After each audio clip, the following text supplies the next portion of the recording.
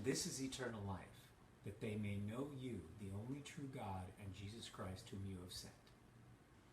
Now that may seem simple to you, and you go, yeah, I get it. But the truth is, for me, when I first read that, it was wait, what? Because maybe you see what I saw in it, but for me, it was a game changer. Because here's why. My understanding, I think, at the time, and frankly, the way people around me treated their Christianity is that knowing God is your golden ticket. It gets you in the door, right? Having a relationship with God, yeah. But the whole point is to get to heaven, right?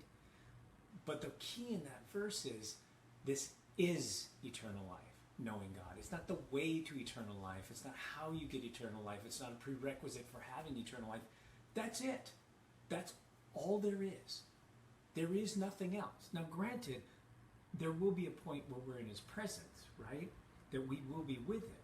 But there's nothing about heaven or the new heaven and new earth that is characteristically different than what you have now in a relationship with Him.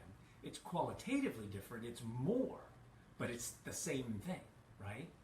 And frankly, what that also means is that for you, eternal life is getting to know Him more and getting to know Him deeper, and that's how you proceed. But here's the key for me, is that what I realized is that there was no more striving for me. It's not about me. It's not about me trying to secure my salvation or make sure I don't lose my salvation or getting in some kind of trouble because I'm not living up to some kind of standard. No, that's it. It's like hitting the lottery. It's like if I went to Vegas and I put everything I own, mortgaged the house, did whatever, and put it all on red and hit, right? And at that moment, when they pile in all the riches, when they bring the trucks up and unload all the money that you just won, you go, I'm out, right?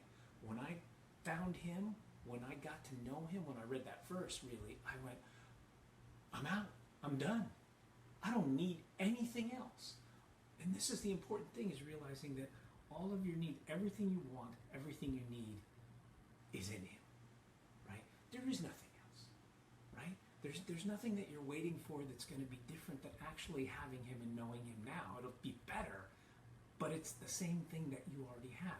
This is eternal life. Here, now, right now, you have it, right? Now, here's the interesting thing that I think is important in understanding this, is think about this.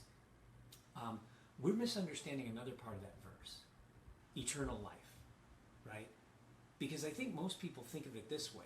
We think of everybody's alive, right? Me and my neighbor who's maybe not a believer, doesn't think there's a God, right? We're both alive and we're going on our lives, and eventually He's going to die and I'm not. I'm going to continue on, right? And death for Christians is sleep, because I will continue on with God and live forever with Him, right? That's how we conceive of it. That's not it. We're missing the point there. The key word is not eternal. The key word is life, right? What you have is eternal life. Because you have Him, you have been made alive in Him, born again, that whole thing, right? You are now with Him and you are alive. So what does that mean for the non-believer? He's eternal. But he's in eternal death because he hasn't been made alive spiritually, right? And don't let this illusion of physical life throw you off, because that's not what's important. Yeah, he's alive physically and I'm alive physically, and we both may die before the end of things, right? But I will continue on in life, but he will continue on in death, right? That will just continue on. In this world, this is like grace. All of the world, not just the grace that I've been given to be saved and all that, but we're all under grace. Because the opposite of that would be justice and punishment, and we're all dead, right? But he's availing himself of that grace too by being allowed to continue on, even though spiritually he's dead, right? But that's only going to last 70, 80, 90 years if we're lucky, right? And the important thing is to get him to see that he's not alive, and he can be alive, and he can have what you have. But in order to do that, you have to be completely satisfied. You have to show him, this is it. This is all I need, and this is all I want, right? But if we go on living our lives as though there's something else we need to do or something else we need to have, or that helps me a lot, but it's not exactly everything, there's an incompleteness to it, then we're not showing him, our friend, what's really there for him, right? So think about this and think of how you can live this way. Can you do this? Can you say, I don't need anything else because everything I need, I have in Him, right? And then I can live my life that way, and it completely changes the way you live, the way you think, the way you treat people, right? Because I don't need anything, then how can I spend my time? I can spend it on you, right? Maybe like making silly videos while I'm stuck here in my house under COVID. I don't know, but think about it. You can have it, and for those of you Christians who are not with me on this, you have it. You have it already. Find it, right? And make something out of it. Get to know Him more. Get to know Him more deeply. Be transformed into His image, and let the world see it.